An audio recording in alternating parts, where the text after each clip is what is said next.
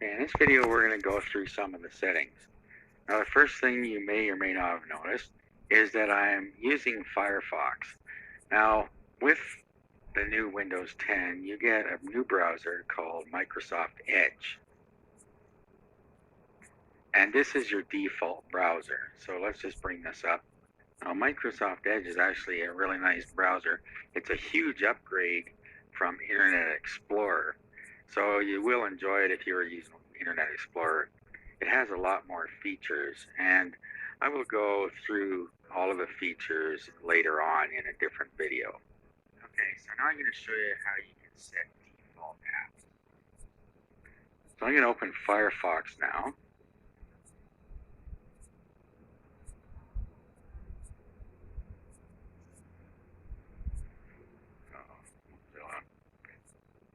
And I'm going to pin this to my start menu here, or to the taskbar actually, so that I can find it more easily. So Mozilla Firefox, I'm going to right click on it and pin to the taskbar. Okay, so here it is down here. Let's click out here. Now I'm going to open it up now. Okay, now it's asking me if I want it to be my default browser. Now it's a little different the way you set your default anything right now. So let's just say I want this as my default browser. And what it's going to do is bring up your settings for your defaults. Okay, so it's under System and Default, as you see down here. And they're all in here. So you can come in here at any time and change it. But what I want to do is go to Web Browser. And even though I told it to use Firefox, it is still set up Microsoft Edge. So if you click on here, it will bring up your different choices over here, and I'll pick it, and I have now set my default. Okay, so that's the first thing I wanted to show you, so you can get your default browser set if you don't want to use Microsoft Edge. Now the next thing is settings. Now there's two ways to get into settings, and you've already seen over here on the right that we can get into it from here, and we can go to all settings. You can also get into it by going to the Start button and going to Settings here. It takes you to the same spot. Okay, and then you have your system, devices, network, personalization, accounts, time and language, ease of access, privacy, and update and security. Now, while we're talking about settings, I want to show you something else. If you go over to your Start menu and you right-click on it, then you get a lot of other commands that you've seen before. Okay, this is just a way to get to the direct commands in Windows and your control panel and so on without having to go through this way. Now, the control panel is something that is not within the rest of it. You're supposed to use the Windows settings that you're seeing on the menu in front of you. But if you want to go to the control panel, you can get to it from there, and you can adjust your computer settings from here. So that's how you can get to the control panel. And a few of these do point partially back to the control panel. Okay, so having said that, let's go into settings, and we have notifications and actions. And the first thing we come to is our displays, so you can change your multiple displays here. Notifications and actions. Okay, so you can change your notifications here. Show me tips about Windows. You might want to turn those off after a while if you know what you're doing. App notifications. Notifications on the lock screen. Show alarm reminders. And then show notifications while presenting. And you'll see down here, these are individual apps that are going to show us notifications, so you can turn any of these off at any time. Okay, so let's go back up here. I don't really want to show you anything else there. A lot of them are pretty self-explanatory. But the next thing I want to show you is privacy. And this is where you're going to want to pay some attention.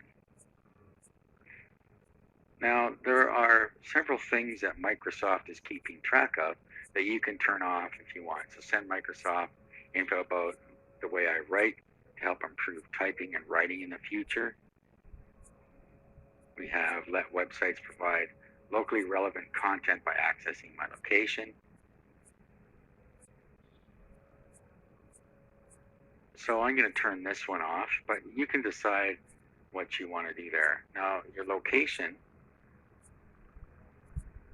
is simply that the apps can know your location, and maybe you do and maybe you don't want some apps to know. So if we look down here, you can choose apps that can use your location. So for instance, you may want, well, you probably would want any weather apps to know your location. Okay, and then and so on down here. So you can set whichever apps you want to use your location. Okay, then your camera. You want to let apps use your camera, and then it'll show you down here which apps are using your camera. Okay, so if you don't want some apps using your camera, you can turn them off right here. Same with your microphone. Again, it'll show you which apps are allowed to use your microphone down here. Okay, speech, inking, and typing. You'll see here that Microsoft is getting to know you. So it's keeping track of things for Cortana, which we haven't gotten to yet. Now, if you're going to use Cortana, you're going to want to leave this on. Otherwise, you're going to turn it off. And I'm going to talk about Cortana right after this. Now, see down here, there's cloud info. So Bing can keep track of your information for all of your devices. So if you have a Windows Phone or something like that, then you can go in here and you can change your settings there. Okay, your account info.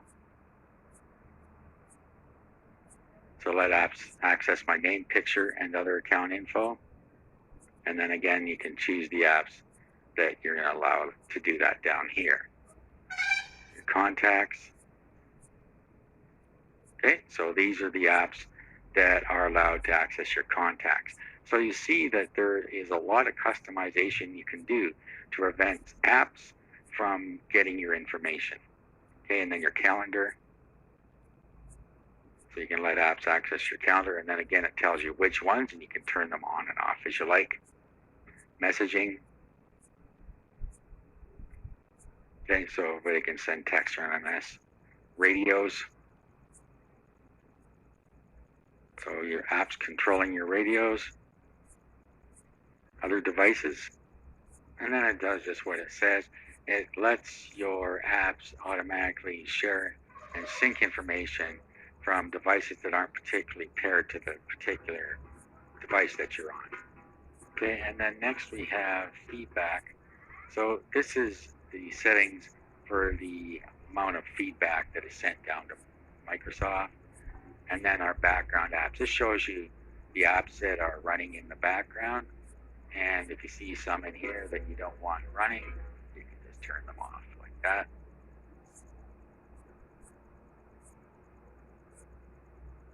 Okay, so that's some of the privacy settings. Now, let's go into network and internet. And then roll down here, and you want to manage Wi-Fi settings. You get something in here called Manage Wi-Fi Sense. And what this is going to do, if you don't change it, is allow your contacts to be able to access your network. So you're likely going to want to turn off all of these here so that it won't share your connection with your contacts. Okay, so by setting all of those things, it will make you a little bit safer on the internet. Just watch what you share. Now, you can set them the way you want, but the less you share, then less chance you have of having something bad happen to you. Now, another thing I want to go over with is updates. So let's go into updates and security and Windows Update. Now, what we want to do here is go to Advanced Options, and you want to notify to schedule a restart. The reason we're going to do this is so that you can choose when the updates are going to be installed rather than get interrupted by having updates installed automatically. You cannot stop updates from happening in Windows 10 like you could in other versions of Windows. Okay, so I've already done this, but you can come in here and you can just click on here and you can have automatic or notify. And I always pick notify, and it'll just tell you when it needs to install updates. So the next time you restart it, it will update, or it'll do it at some time when it knows you're not using the computer. It'll tell you what that is. For me, it's 3:10 a.m. Okay, so that's a good thing to do there, is to take control of your updates. Windows Defender is the built-in antivirus and anti-spyware protection. Now, I have this enabled, but it's on another account on this computer, so I'm not able to actually do anything with it on this account. But these are all turned on, as you can see. They're just grayed out here. So this all looks after itself automatically. You can click here to use Windows Defender, and it'll bring up the window. And it's telling us that it's being used. We can scan it manually. We can look at the updates here and the history. Okay, so again, you have built-in protection against viruses and spyware. Okay, and then you have backup. Now, backup allows you to back up your system in different ways. So you can back up files to another drive and restore them if the original are lost or damaged. So you can add a drive here. You can also go to more options here. And this is where you could restore files from a current backup. And then we have some advanced settings here. And this is going to take you to the control panel. And this is where you can turn file history on. This is a way that Windows can keep track of your file history and install file history from another drive.